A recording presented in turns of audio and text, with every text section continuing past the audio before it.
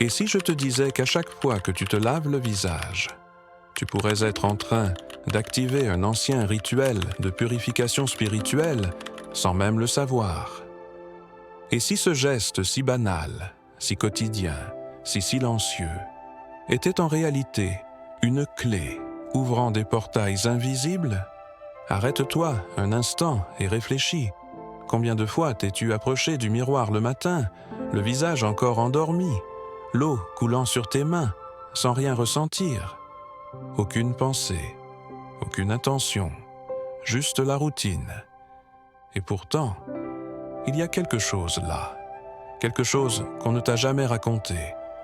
Cet acte, ce geste si simple, possède des racines qui se perdent dans l'obscurité des siècles. Il ne vient pas des tutoriels modernes, ni des tendances bien-être.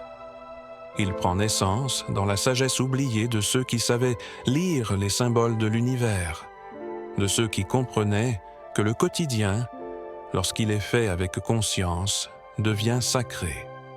Eau et sel, deux éléments, une alchimie. Ce n'est pas un hasard s'ils sont présents dans presque tous les rituels de purification à travers les cultures du monde. L'eau qui coule, qui emporte, qui nettoie. Le sel qui protège, qui ordonne, qui transmute. L'un adoucit, l'autre structure. L'un dissout, l'autre fixe. Et toi, chaque matin, sans le savoir, tu es en contact avec les deux. Combien de fois encore le feras-tu sans intention, sans mémoire, sans conscience? Tu n'es pas ici par hasard. Si quelque chose en toi résonne avec ces mots, c'est que tu commences à te souvenir. Et ce dont tu te souviendras n'est pas quelque chose d'extérieur, ce n'est pas une théorie, ni une technique de plus. C'est quelque chose qui t'appartient, quelque chose qui a toujours été là, le visage. Cette partie visible de toi que tu portes dans le monde, comme un drapeau, comme un masque, comme un pont. Le visage n'est pas seulement de la peau, c'est un symbole, un miroir, un portail. Par lui entrent tes sortes énergie, regard, émotion, souvenir. Ce qui vit en toi se reflète dans tes yeux, dans ton expression, dans ta vibration. Et les anciens sages savaient que si tu voulais transformer ton énergie, tu devais commencer par lui. Non pas par ce que tu montres, mais par ce que tu portes. Laver le visage n'était pas juste une question d'hygiène, c'était de l'alchimie. C'était nettoyer non seulement la peau, mais aussi les pensées des autres, les mémoires subtiles, les jugements qui s'accrochent comme une poussière invisible. C'était libérer l'émotion non exprimée, la tristesse non pleurée, la colère avalée. Car le visage garde, accumule, enregistre. Et si tu ne le nettoies pas, tu ne le renouvelles pas. Eau et sel étaient les outils, mais pas comme ingrédients, comme code. L'eau, symbole universel de l'âme, du féminin, de l'intuition, de l'inconscient. Le sel, symbole de la terre, de la structure, du sacré. Chacun a sa fonction. Ensemble, ils ouvrent la porte. Imagine les anciens Égyptiens préparant un mélange similaire avant d'entrer dans leur temple. Non pas pour paraître mieux, mais pour être dignes de franchir le seuil. Imagine les Hébreux lors de leur rituel de mikvé, où l'eau salée ne purifiait pas seulement le corps, mais aussi l'âme. En Inde, en Grèce, chez les peuples andins, dans les textes mystiques oubliés, ils étaient toujours là. Penses-tu que ce soit une coïncidence? Peut-être pas. Peut-être est-il temps de regarder le miroir autrement. Peut-être ressens-tu que quelque chose en toi bouge en entendant ceci, comme un écho, comme un murmure. Le visage ne fait pas que recevoir, il émet aussi. C'est une antenne, un transmetteur.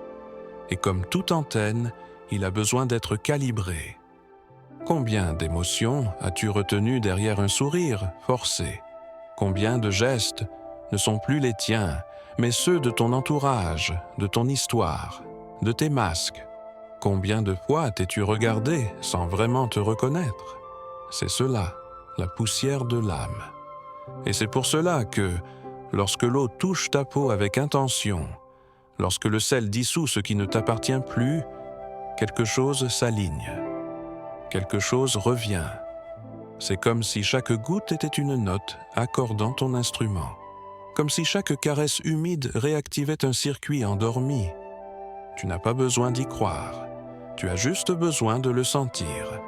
Prends un bol, remplis-le d'eau tiède. Ajoute du sel marin, gros, vivant. N'utilise pas de sel raffiné. Il ne vibre pas de la même manière. Ce sel a été vidé de sa mémoire. Tu as besoin de quelque chose qui se souvient. Et alors, fais une pause. Ne le fais pas à la hâte. Ne le confonds pas avec ta routine. Pas pendant que tu regardes ton téléphone, pas pendant que tu penses à ta liste de tâches. Fais-le avec toi. Fais-le pour toi. Regarde ton visage, mais pas comme tu le fais d'habitude. Ne cherche pas les défauts. Ne te juge pas. Observe. Reconnais-toi. Remercie. Maintenant, avec tes 2 mains, prends l'eau et porte-la à ton visage. Ne frotte pas. Ne récure pas. Laisse simplement l'eau couler, qu'elle touche, qu'elle parle. Pendant que tu le fais, tu peux dire en silence « Je me nettoie, je me libère, je me reconnais ». Ressens comme quelque chose change. Même si tu ne le vois pas, tu le sauras, car ce qui est subtil ne crie pas, mais transforme. Et si tu ressens quelque chose en cet instant, même en écoutant simplement ces mots, c'est peut-être le bon moment pour l'écrire en commentaire, là-dessous. Parfois, partager ce que l'on ressent, même en une phrase, fait aussi partie du rituel. Continue. Fais-le pendant 7 jours. Puis observe, non pas le monde, toi. Observe si ton énergie est différente, si les autres te regardent autrement, si quelque chose se réajuste. Ce rituel n'est pas une magie instantanée. Il ne cherche pas des miracles rapides. C'est un art lent, comme toute chose profonde.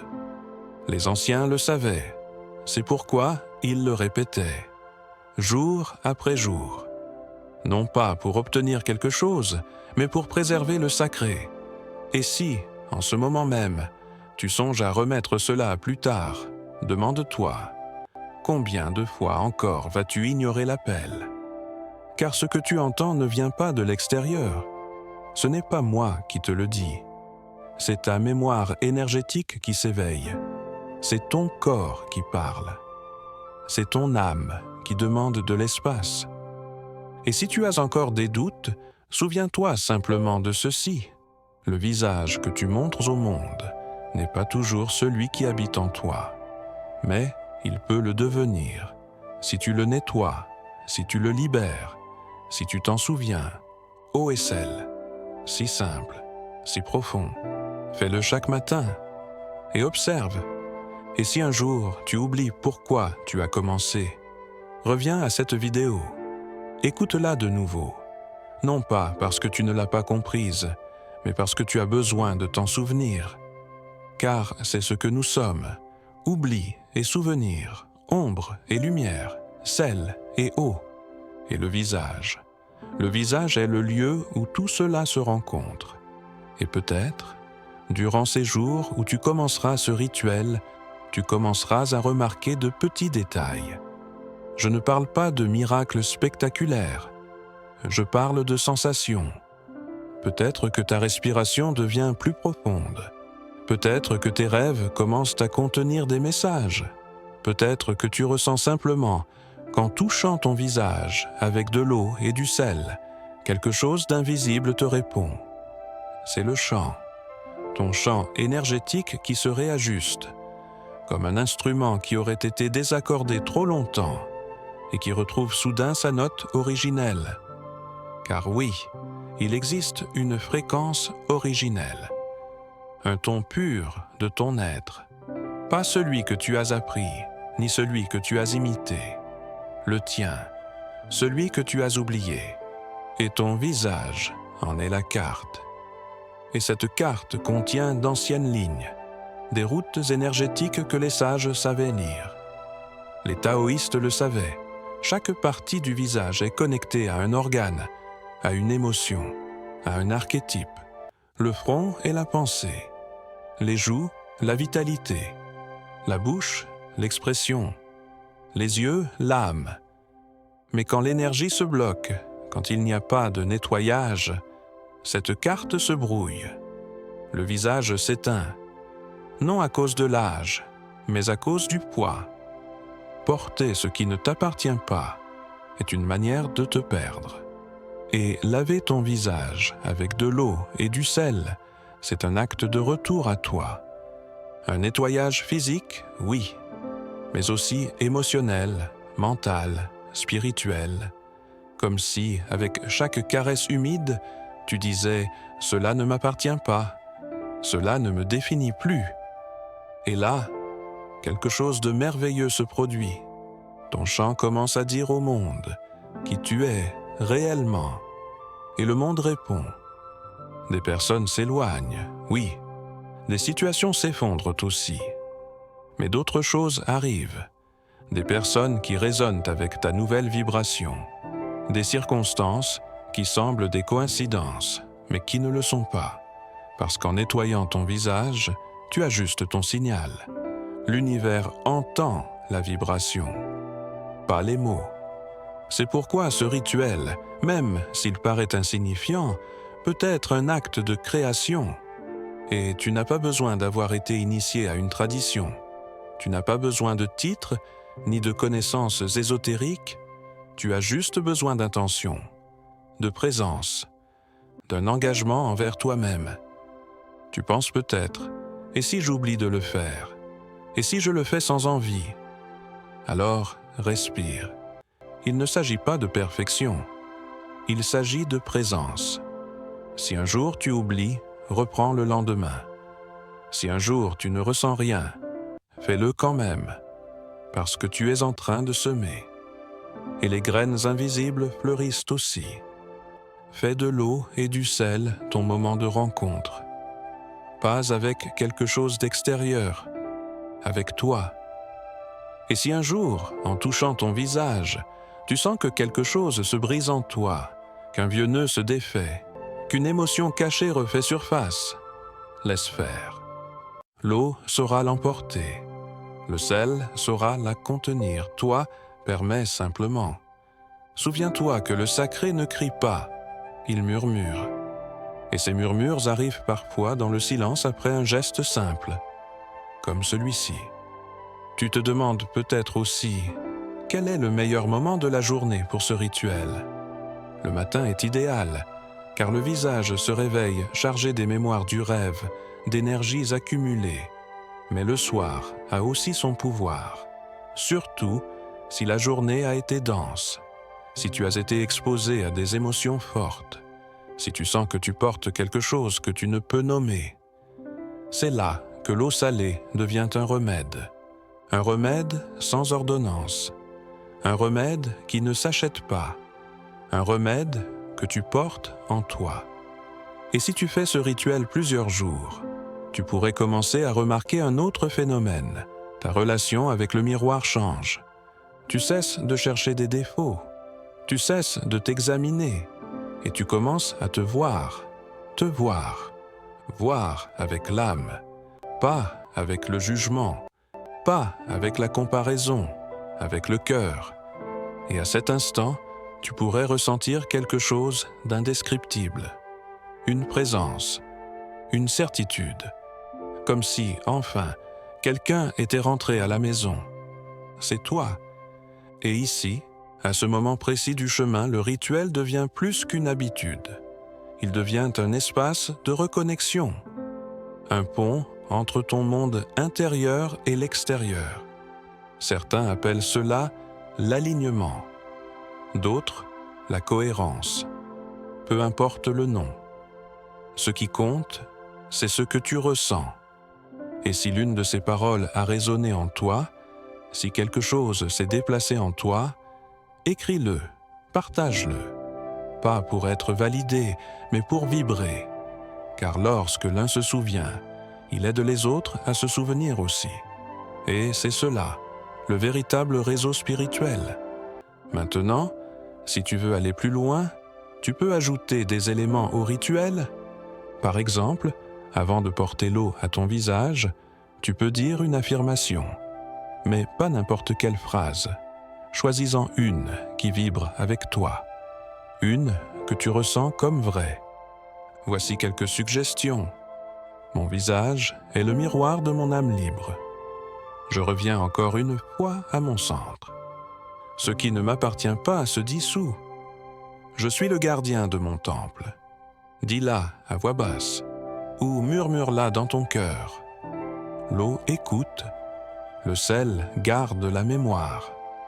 Et avec le temps, ce visage que tu vois dans le miroir changera, pas nécessairement dans sa forme, mais dans sa lumière.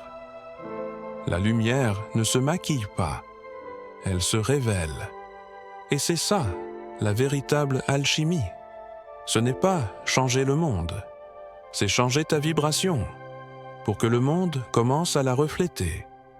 Car, et c'est ce que les sages répétaient à voix basse à leurs disciples, le visible est le reflet de l'invisible. Et chaque geste chargé d'intention a du pouvoir. Maintenant que tu sais cela, que vas-tu en faire? Continueras-tu à te laver le visage comme une routine sans âme? Ou vas-tu le transformer en portail de retour à toi? La décision ne se prend pas une seule fois. Elle se prend chaque matin. Et si tu es arrivé jusqu'ici, si tu as écouté ces mots avec l'âme ouverte, alors tu le sais déjà. L'eau et le sel t'attendaient, pas comme une solution magique, comme une clé, comme un symbole, comme un chemin de retour. Et si à la fin de cette vidéo, tu décides d'essayer, de le faire aujourd'hui, maintenant, ne serait-ce qu'une fois, par curiosité, alors observe, écoute, ressens, et si quelque chose en toi se réajuste, si quelque chose se nettoie, si quelque chose respire, écris-le, mets-le en commentaire, pas pour les autres, pour toi, comme un rappel. Et si quelqu'un d'autre lit ce que tu as écrit, peut-être qu'il se souviendra lui aussi. Car c'est ainsi que les anciens rituels se réveillent, pas avec des cérémonies, avec la présence, avec la communauté, avec l'intention. Et maintenant que tu le sais, c'est à toi de choisir quoi faire de ce savoir. Te laver le visage ne sera plus jamais pareil, parce que toi, tu ne seras plus jamais le même. Et souviens-toi, chaque matin, le miroir t'attend. Avec quel visage te présenteras-tu?